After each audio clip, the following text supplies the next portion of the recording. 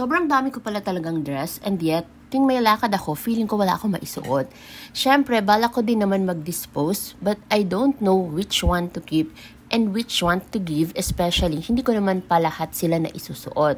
So I came up with a solution.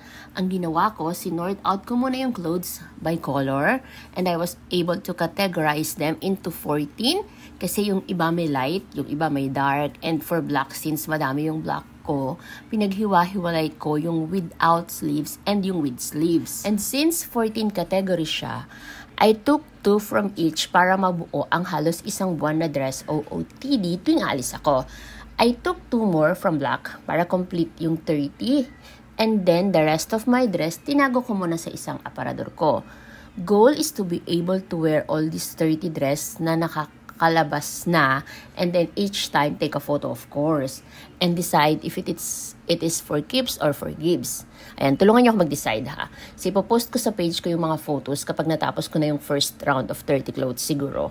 After that, kukuha ulit ako ng another 30 sa kabilang aparador and day 1 starts again. So, ito na lahat, yung first 30 clothes. Hindi ko alam kung paano ko kung kailan or paano ko isusuot yung isa sa dress dyan, yung kulay pula.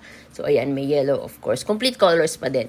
Yellow, light green, dark green, red, ayan, and Matthew, and black, of course. Tapos parang may light brown, white. Basta complete yung 14 categories niya. So, ayan na lahat yung good for 30 days. For this round, Marius will decide what I will wear.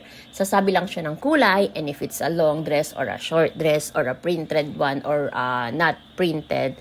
So, in this way, wala akong choice kung hindi isuot yung damit kahit ayaw ko. At hindi rin ako mag-uulit-ulit ng damit.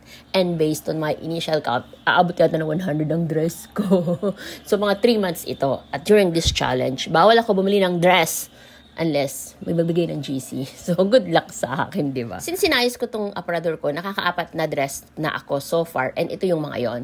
So, this yellow one, definitely this is for keeps. Isa ito sa favorite ko. And this black one, ang tagal na sa aparador ko niyan at ayoko talaga siya isuot. At least nasuot ko na siya. And this one, definitely for gives yan. Tapos, this blue one, deciding pa ako kasi medyo maluwag siya sa akin. Tapos, ito namang parang violet na kulay na parang violet na makulay. Na spaghetti strap kasi yan. So, wala pa akong balak isuot yan talaga. Kasi may palikpik pa yung kilikili ko. But no choice na nga kasi, di ba? Yung sinabi ni Marius na isuot ko, okay, fine.